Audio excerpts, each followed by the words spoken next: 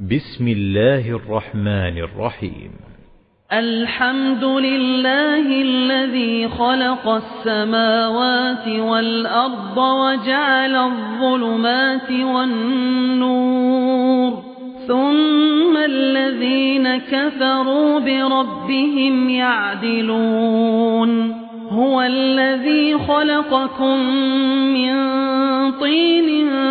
ثم قضى أجلا وأجل مسمى عنده ثم أنتم تمترون. وهو الله في السماوات وفي الأرض، يعلم سركم وجهركم ويعلم ما تكسبون. وما تأتيهم من آية من آيات ربهم إلا كانوا عنها معرضين. فقد كذبوا بالحق لما جاءهم، فسوف يأتيهم أنباء ما كانوا به يستهزئون. ألم يروا كم أهلكنا من قبلهم من قرن مكناهم في الأرض ما لم نمكن لكم، وأرسلنا السماء عليهم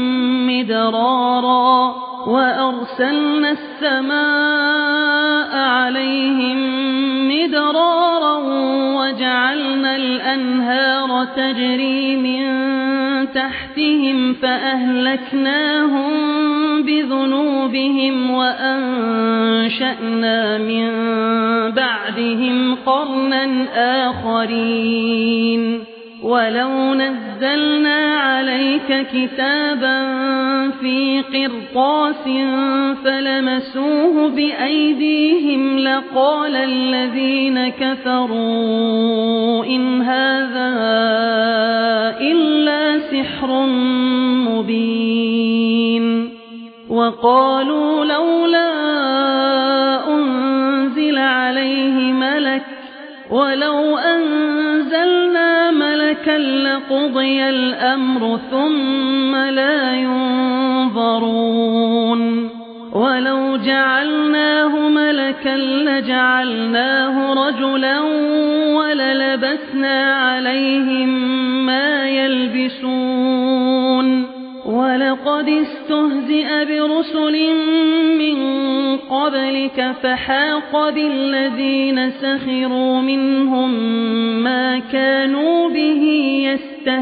يستهزئون. قل سيروا في الأرض ثم انظروا كيف كان عاقبة المكذبين. قل لمن ما في السماوات والأرض قل لله. كتب على نفسه الرحمة ليجمعنكم إلى يوم القيامة لا ريب فيه. الذين خسروا أنفسهم فهم لا يؤمنون. وله ما سكن في الليل والنهار وهو السميع العليم. قل أغير الله أتخذ وليا فاطر السماوات والأرض وهو يطعم ولا يطعم. قل إني أمرت أن أكون أول من أسلم ولا تكونن من المشركين. قل إني أخاف إن عصيت ربي عذاب يوم عظيم. من يصرف عنه يومئذ فقد رحمه وذلك الفوز المبين. وإن يمسسك الله بضر فلا كاشف له إلا هو، وإن يمسك بخير فهو على كل شيء قدير وهو القاهر فوق عباده وهو الحكيم الخبير قل أي شيء أكبر شهادة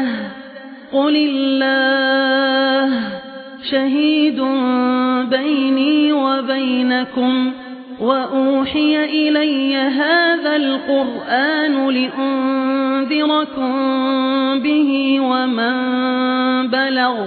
أئنكم لتشهدون أن مع الله آلهة أخرى قل لا أشهد قل إنما هو إله واحد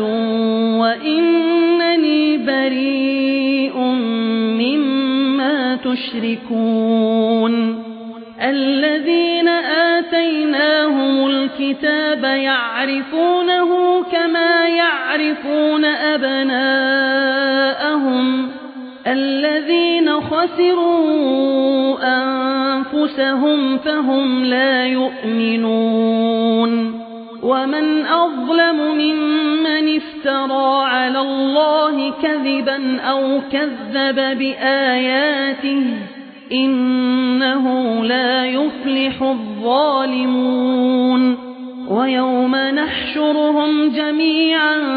ثم نقول للذين أشركوا أين شركاؤكم الذين كنتم تزعمون ثم لم تكن فتنتهم إلا أن قالوا والله ربنا ما كنا مشركين انظر كيف كذبوا على أنفسهم وضل عنهم ما كانوا يفترون ومنهم من يستمع إليك وجعلنا على قلوبهم أكنة أن يفقهوه وفي آذانهم وقرا وإن يروا كل آية لا يؤمنوا بها حتى إذا جاءوك يجادلونك يقول الذين كفروا إن هذا إلا أساطير الأولين وهم ينهون عنه وينأون عنه وإن يهلكون إلا أنفسهم وما يشعرون ولو ترى إذ وقفوا على النار فقالوا يا ليتنا نرد ولا نكذب بآيات ربنا ونكون من المؤمنين بل بدا لهم ما كانوا يخفون من قبل ولو ردوا لعادوا لما نهوا عنه وإنهم لكاذبون وقالوا إن هي إلا حياتنا الدنيا وما نحن بمبعوثين ولو ترى إذ وقفوا على ربهم قال أليس هذا بالحق قالوا بلى وربنا قال فذوقوا العذاب بما كنتم تكفرون قد خسر الذين كذبوا بلقاء الله حتى إذا جاءتهم الساعة بغتة قالوا يا حسرتنا على ما فرطنا فيها وهم يحملون أوزارهم على ظهورهم ألا ساء ما وما الحياة الدنيا إلا لعب ولهو وللدار الآخرة خير للذين يتقون أفلا تعقلون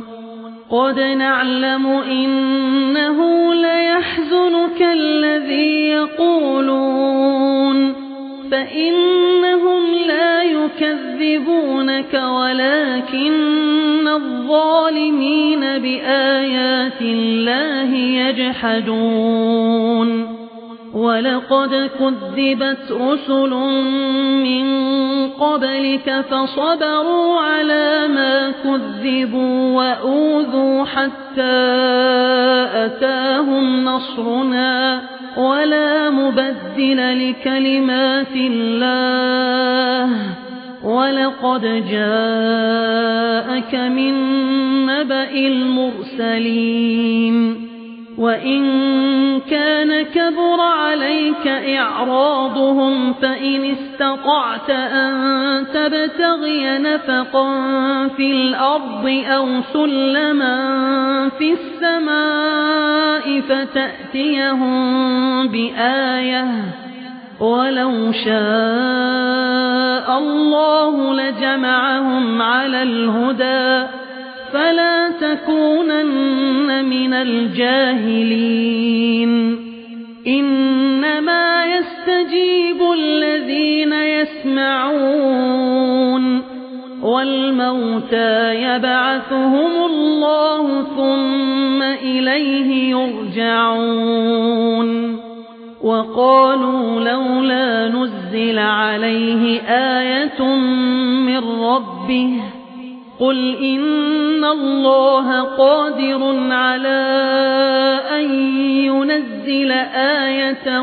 ولكن أكثرهم لا يعلمون وما من دابة في الأرض ولا طائر يطير بجناحيه إلا أمثالكم ما فرطنا في الكتاب من شيء ثم إلى ربهم يحشرون والذين كذبوا بآياتنا صم وبكم في الظلمات من يشاء الله يضلله ومن يشاء يجعله على صراط مستقيم قل أرأيتكم إن أتاكم عذاب الله أو أتتكم الساعة أغير الله تدعون إن كنتم صادقين بل إياه تدعون فيكشف ما تدعون إليه إن شاء وتنسون ما تشركون ولقد أرسلنا إلى من قبلك فأخذناهم بالبأساء والضراء لعلهم يتضرعون فلولا إذ جاءهم بأسنا تضرعوا ولكن قست قلوبهم وزين لهم الشيطان ما كانوا يعملون فلما نسوا ما ذكروا به فتحنا عليهم أبواب كل شيء حتى إذا فرحوا بما أوتوا أخذناهم بغتة فإذا هم مبلسون فقطع دابر القوم الذين ظلموا والحمد لله رب العالمين. قل أرأيتم إن أخذ الله سمعكم وأبصاركم وختم على قلوبكم من إله غير الله يأتيكم به انظر كيف نصرف الآيات ثم هم يصدفون قل أرأيتكم إن أتاكم عذاب الله بغتة أو جهرة هل يهلك إلا القوم الظالمون وما نرسل المرسلين إلا مبشرين ومنذرين فمن آمن وأصلح فلا خوف عليهم ولا هم يحزنون والذين كذبوا بآياتنا يمسهم العذاب بما كانوا يفسقون قل لا أقول لكم عندي خزائن الله ولا أعلم الغيب ولا أقول لكم إني ملك إن أتبع إلا ما يوحى إلي قل هل يستوي الأعمى والبصير أفلا تتفكرون وأنذر به الذين يخافون أن يحشروا إلى ربهم ليس لهم من دونه ولي ولا شفيع لعلهم يتقون ولا تطرد الذين يدعون ربهم بالغداة والعشي يريدون وجهه ما عليك من حسابهم من شيء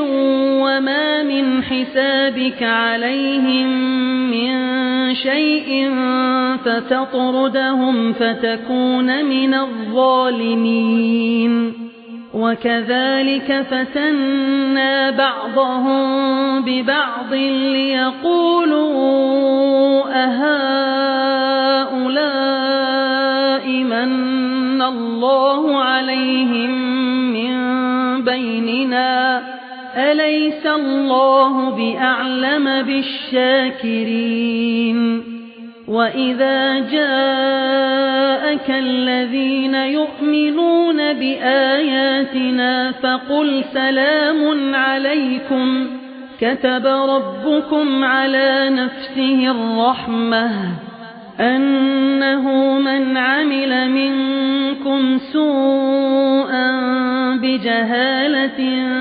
ثم تاب من بعده وأصلح فأنه غفور رحيم وكذلك نفصل الآيات ولتستبين سبيل المجرمين قل إني نهيت أن أعبد الذين تدعون من دون الله قل لا أتبع أهواءكم قد ضللت إذا وما أنا من المهتدين قل إني على بينة من ربي وكذبتم به ما عندي ما تستعجلون به إن الحكم إلا لله يقص الحق وهو خير الفاصلين قل لو أن عندي ما تستعجلون به لقضي الأمر بيني وبينكم والله أعلم بالظالمين وعنده مفاتح الغيب لا يعلمها إلا هو ويعلم ما في البر والبحر وما تسقط من ورقة ورقة إلا يعلمها ولا حبة في ظلمات الأرض ولا رطب ولا يابس إلا في كتاب مبين وهو الذي يتوفاكم بالليل ويعلم ما جرحتم بالنهار ثم يبعثكم فيه ليقضى أجل مسمى ثم إليه مرجعكم ثم ينبئكم بما كنتم تعملون وهو القاهر فوق عباده ويرسل عليكم حفظه حتى إذا جاء أحدكم الموت توفته رسلنا وهم لا يفرطون ثم ردوا إلى الله مولاهم الحق ألا له الحكم وهو أسرع الحاسبين قل من ينجيكم من ظلمات البر والبحر تدعونه تضرعا وخفية لئن أنجانا من هذه لنكونن من الشاكرين قل الله ينجيكم منها ومن كل كرب ثم أنتم تشركون قل هو القادر على أن يبعث عليكم عذابا من فوقكم أو من تحت أرجلكم أو يلبسكم شيعا ويذيق بعضكم بأس بعض انظر كيف نصرف الآيات لعلهم يفقهون وكذب به قومك وهو الحق قل لست عليكم بوكيل لكل نبأ مستقر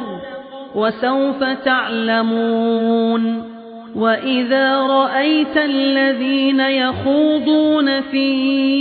آياتنا فأعرض عنهم حتى يخوضوا في حديث غيره وإما ينسينك الشيطان فلا تقعد بعد الذكرى مع القوم الظالمين وما على الذين يتقون من حسابهم من شيء ولكن ذكرى لعلهم يتقون وذر الذين اتخذوا دينهم لعبا ولهوا وغرتهم الحياة الدنيا وذكر به أن تبسل نفس بما كسبت ليس لها من دون الله ولي ولا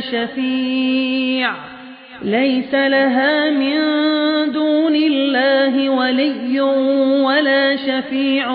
وإن تعدل كل عدل لا يؤخذ منها أولئك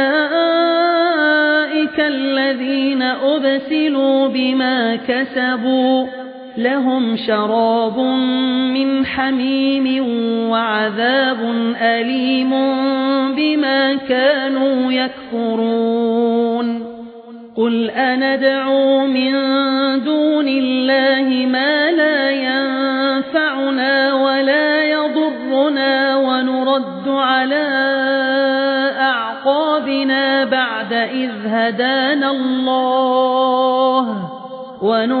على أعقابنا بعد إذ هدانا الله كالذي استهوته الشياطين في الأرض حيران له أصحاب يدعونه إلى الهدى ائتنا قل إن هدى الله هو الهدى وأمرنا لنسلم لرب العالمين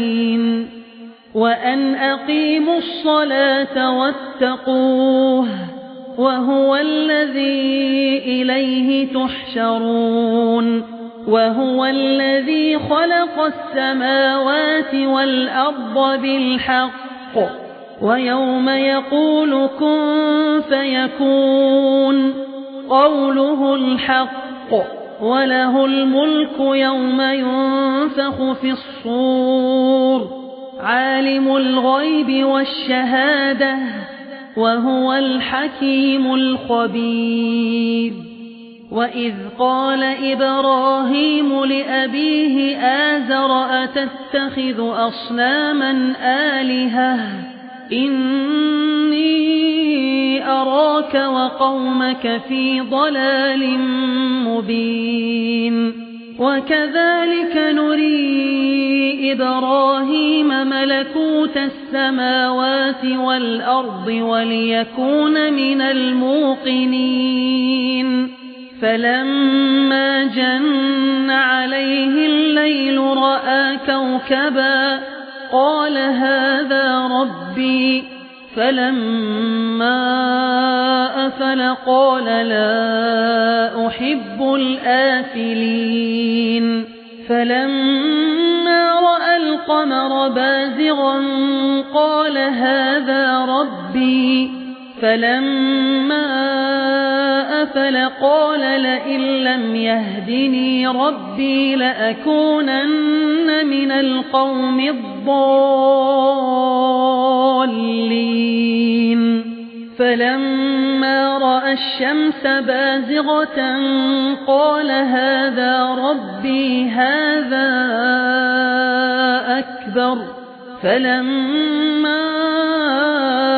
أفلت قال يا قوم إني بريء مما تشركون إني وجهت وجهي للذي فطر السماوات والأرض حنيفا وما أنا من المشركين وحاجه قومه قال أتحاجوني في الله وقد هدان ولا أخاف ما تشركون به إلا أن يشاء ربي شيئا وسع ربي كل شيء علما أفلا تتذكرون وكيف أخاف ما أشركتم ولا تخافون أنكم أشركتم بالله ما لم ينزل به عليكم سلطانا فأي الفريقين أحق بالأمن إن كنتم تعلمون الذين آمنوا ولم يلبسوا إيمانهم بظلم أولئك لهم الأمن وهم مهتدون وتلك حجتنا آتيناها إبراهيم على قومه نرفع درجات من نشاء إن ربك حكيم عليم ووهبنا له إسحاق ويعقوب كلا هدينا ونوحا هدينا من قبل ومن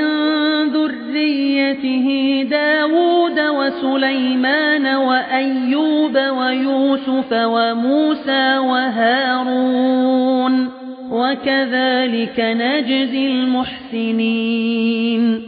وزكريا ويحيى وعيسى وإلياس كل من الصالحين وإسماعيل واليسع ويونس ولوطا وكلا فضلنا على العالمين ومن آبائهم وذرياتهم وإخوانهم واجتبيناهم وهديناهم إلى صراط مستقيم ذلك هدى الله يهدي به من يشاء من عباده ولو أشركوا لحبط عنهم ما كانوا يعملون أولئك الذين آتيناهم الكتاب والحكم والنبوة فإن يكفر بها هؤلاء فقد وكلنا بها قوما ليسوا بها بكافرين أولئك الذين هدى الله فبهداه مقتده قل لا أسألكم عليه أجرا إن هو إلا ذكرى للعالمين وما قدروا الله حق قدره إذ قالوا ما أنزل الله على بشر من شيء قل من أنزل الكتاب الذي جاء به موسى نورا وهدى للناس تجعلونه قراطيس تبدونها وتخفون كثيرا وعلمتم ما لم تعلموا أنتم ولا آباؤكم قل الله ثم ذرهم في خوضهم يلعبون وهذا كتاب أنزلناه مبارك مصدق الذي بين يديه ولتنذر أم القرى ومن حولها والذين يؤمنون بالآخرة يؤمنون به وهم على صلاتهم يحافظون ومن أظلم ممن افترى على الله كذبا أو قال أوحي إلي ولم يوح إليه شيء ومن قال سأنزل مثل ما أنزل الله ولو ترى إذ الظالمون في غمرات الموت والملائكة باسطوا أيديهم أخرجوا أنفسكم اليوم تجزون عذاب الهون بما كنتم تقولون على الله غير الحق وكنتم عن آياته تستكبرون ولقد جئتمونا فرادا كما خلقناكم أول مرة وتركتم ما خولناكم وراء ظهوركم وما نرى معكم شفعاءكم الذين زعمتم أنهم فيكم شركاء لقد تقطع بينكم وضل عنكم ما كنتم تزعمون إن الله فالق الحب والنوى يخرج الحي من الميت ومخرج الميت من الحي ذلكم الله فأنى تؤفكون فالق الإصباح وجعل الليل سكنا والشمس والقمر حسبانا ذلك تقدير العزيز العليم وهو الذي جعل لكم النجوم لتهتدوا بها في ظلمات البر والبحر قد فصلنا الآيات لقوم يعلمون وهو الذي أنشأكم من نفس واحدة فمستقر ومستودع قد فصلنا الآيات لقوم يفقهون وهو الذي أنزل من السماء ماء فأخرجنا به نبات كل شيء فأخرجنا منه خضرا نخرج منه حبا متراكبا ومن النخل من طلعها قنوان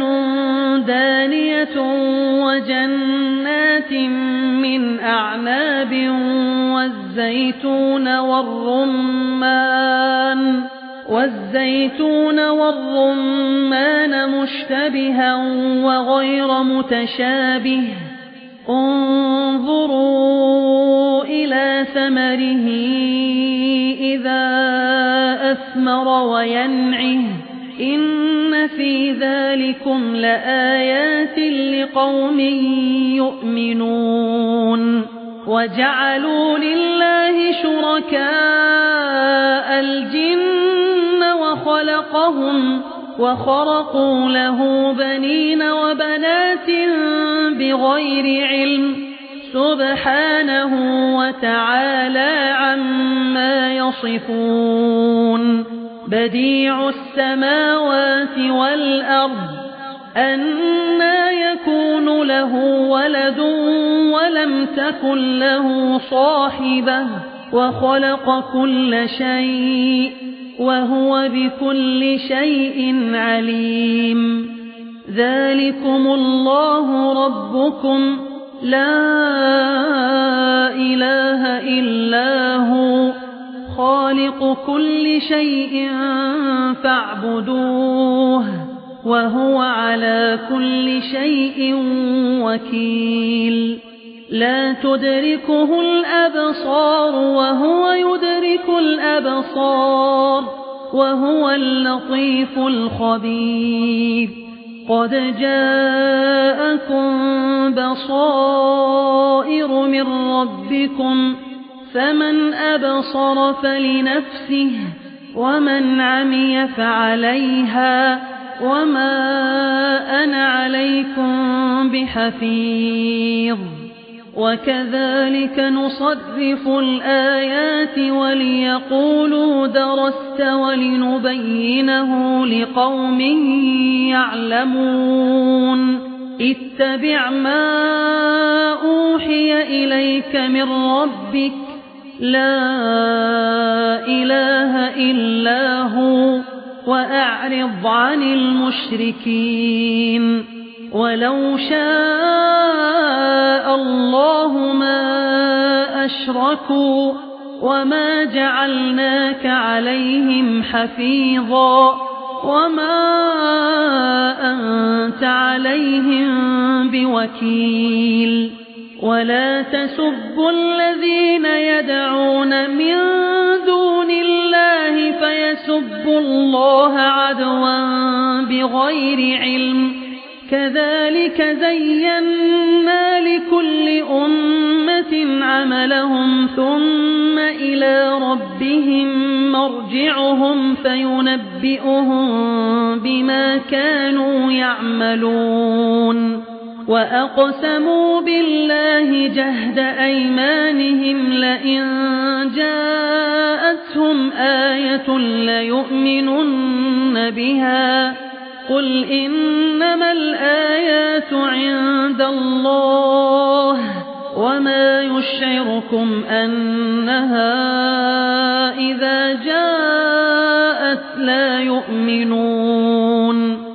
ونقلب أفئدتهم وأبصارهم كما لم يؤمنوا به أول مرة ونذرهم في طغيانهم يعمهون ولو أننا نزلنا إليهم الملائكة وكلمهم الموتى وحشرنا عليهم كل شيء قبلا ما كانوا ليؤمنوا إلا أن يشاء الله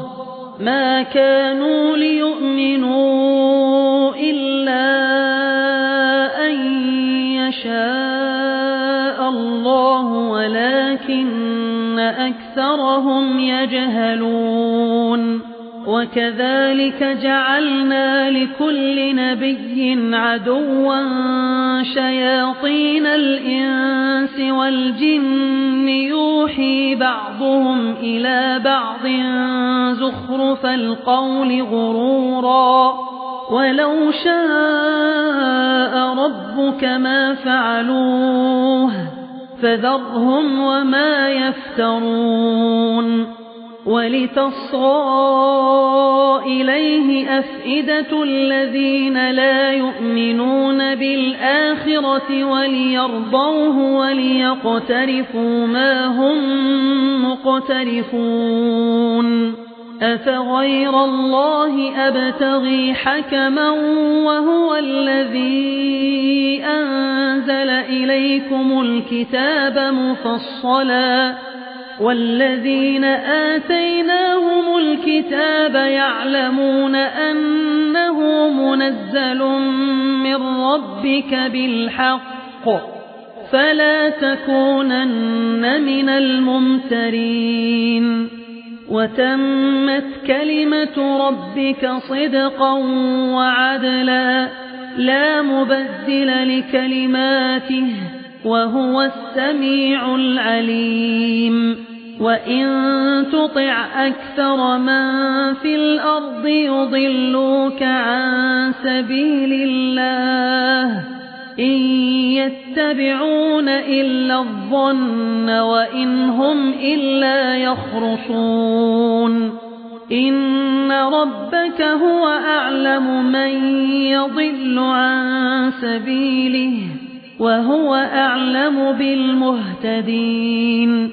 فكلوا مما ذكر اسم الله عليه إن كنتم بآياته مؤمنين وما لكم ألا تأكلوا مما ذكر اسم الله عليه وقد فصل لكم ما حرم عليكم إلا ما اضطررتم إليه وإن كثيرا ليضلون بأهوائهم بغير علم إن ربك هو أعلم بالمعتدين وذروا ظاهر الإثم وباطنه إن الذين يكسبون الإثم سيجزون بما كانوا يقترفون ولا تأكلوا مما لم يذكر اسم الله عليه وإنه لفسق وإن الشياطين ليوحون إلى أوليائهم ليجادلوكم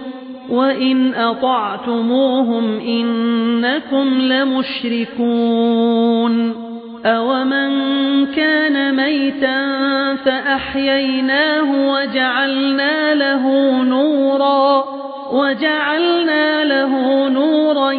يمشي به في الناس كمن مثله في الظلمات ليس بخارج منها كذلك زين للكافرين ما كانوا يعملون وكذلك جعلنا في كل قرية أكابر مجرميها ليمكروا فيها وما يمكرون إلا بأنفسهم وما يشعرون وإذا جاءتهم آية قالوا لن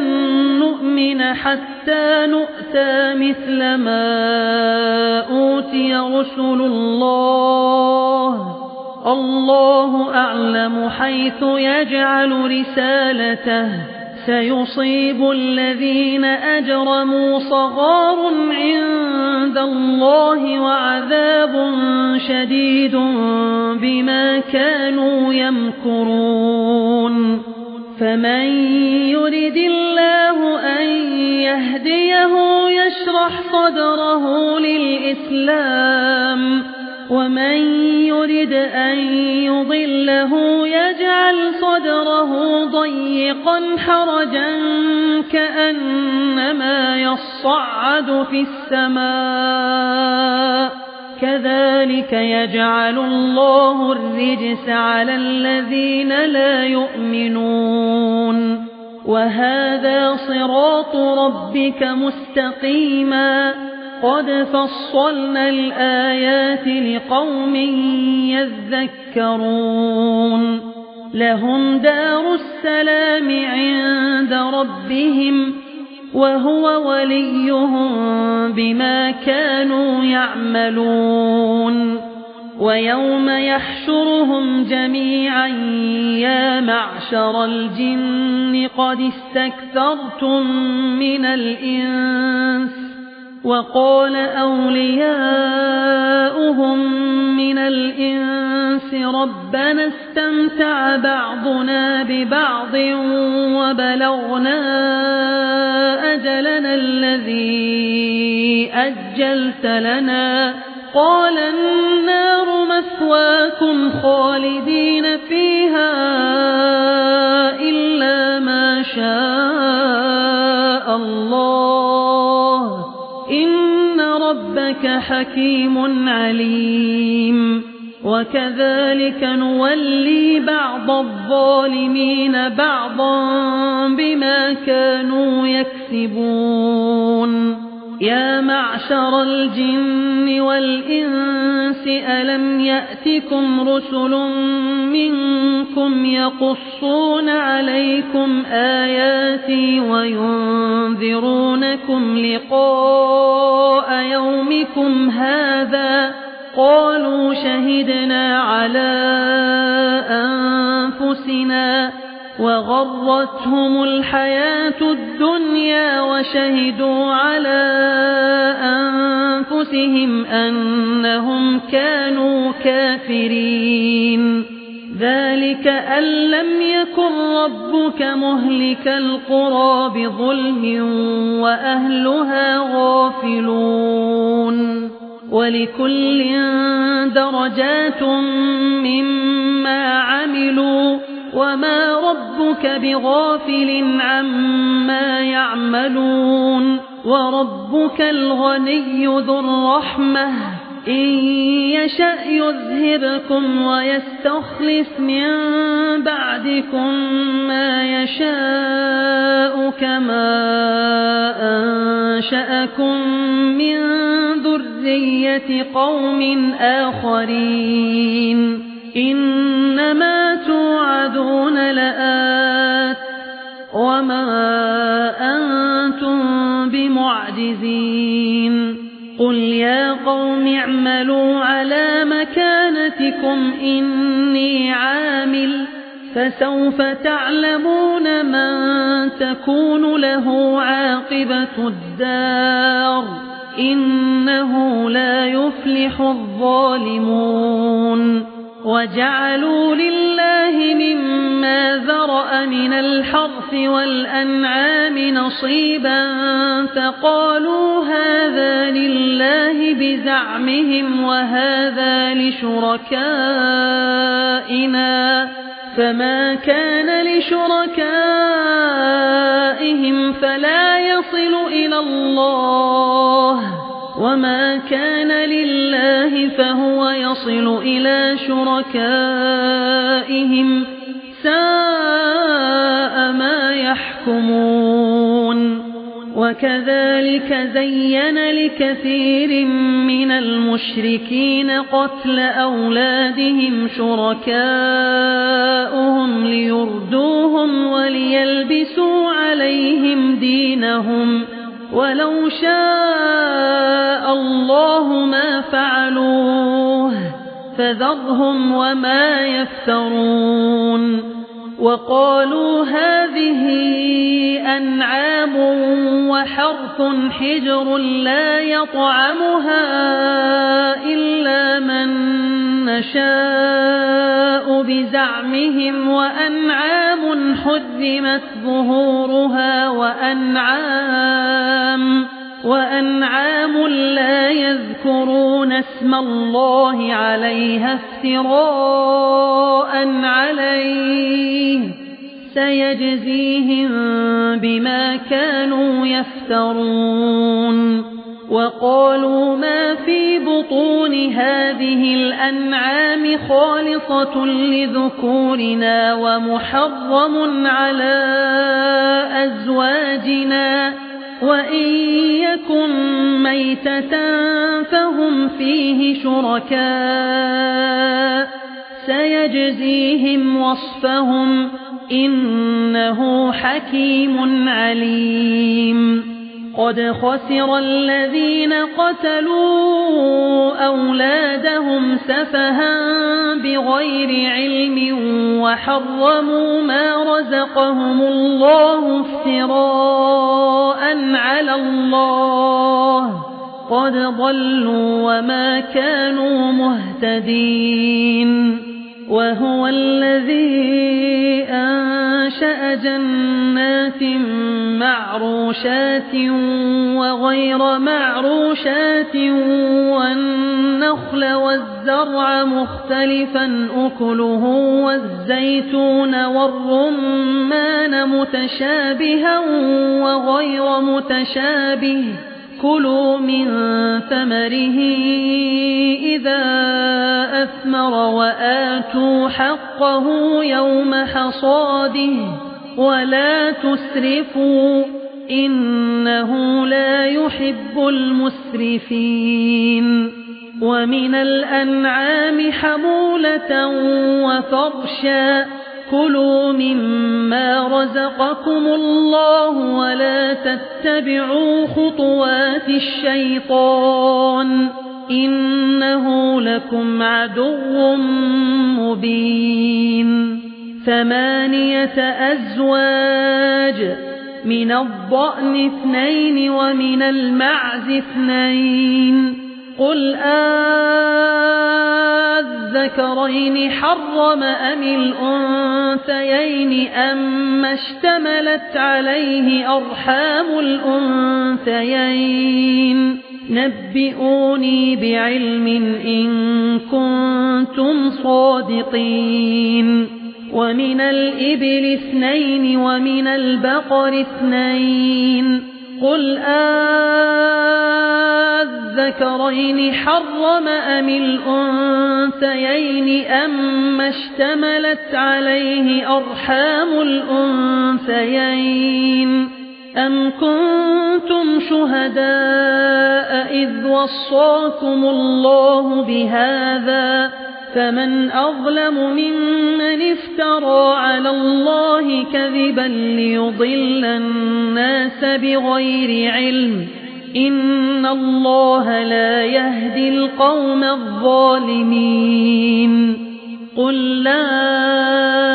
أجد فيما أوحي إلي محرما على طاعم يطعمه إلا أن يكون ميتة أو دما مسفوحا أو لحم خنزير فإنه رجس أو فسقا أهل لغير الله به فمن اضطر غير باغ ولا عاد فإن ربك غفور رحيم وعلى الذين هادوا حرمنا كل ذي ظفر ومن البقر والغنم حرمنا عليهم شحومهما إلا ما حملت ظهورهما أو الحوايا أو ما اختلط بعظم ذلك جزيناهم ببغيهم وإنا لصادقون فإن كذبوك فقل ربكم ذو رحمة واسعة ولا يرد بأسه عن القوم المجرمين سيقول الذين أشركوا لو شاء الله ما أشركنا ولا آباؤنا ولا حرمنا من شيء كذلك كذب الذين من قبلهم حتى ذاقوا بأسنا قل هل عندكم من علم فتخرجوه لنا إن تتبعون إلا الظن وإن أنتم إلا تخرصون قل فلله الحجة البالغة فلو شاء لهداكم أجمعين قل هلم شهداءكم الذين يشهدون أن الله حرم هذا فإن شهدوا فلا تشهد معهم ولا تتبع أهواء الذين كذبوا بآياتنا والذين لا يؤمنون بالآخرة وهم بربهم يعدلون قل تعالوا أتل ما حرم ربكم عليكم ألا تشركوا به شيئا وبالوالدين إحسانا ولا تقتلوا أولادكم من إملاق نحن نرزقكم وإياهم ولا تقربوا الفواحش ما ظهر منها وما بطن ولا تقتلوا النفس التي حرم الله إلا بالحق ذلكم وصاكم به لعلكم تعقلون ولا تقربوا مال اليتيم إلا بالتي هي أحسن حتى يبلغ أشده وأوفوا الكيل والميزان بالقسط لا نكلف نفسا إلا وسعها وإذا قلتم فاعدلوا ولو كان ذا قربى وبعهد الله أوفوا ذلكم وصاكم به لعلكم تذكرون وأن هذا صراطي مستقيما فاتبعوه ولا تتبعوا السبل فتفرق بكم عن سبيله ذلكم وصاكم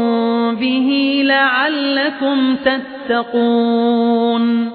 ثم آتينا موسى الكتاب تماما على الذي أحسن وتفصيلا لكل شيء وهدى ورحمة لعلهم بلقاء ربهم يؤمنون وهذا كتاب أنزلناه مبارك فاتبعوه واتقوا لعلكم ترحمون أن تقولوا إنما أنزل الكتاب على طائفتين من قبلنا وإن كنا عن دراستهم لغافلين أو تقولوا لو أنا أنزل علينا الكتاب لكنا أهدى منهم فقد جاءكم بينة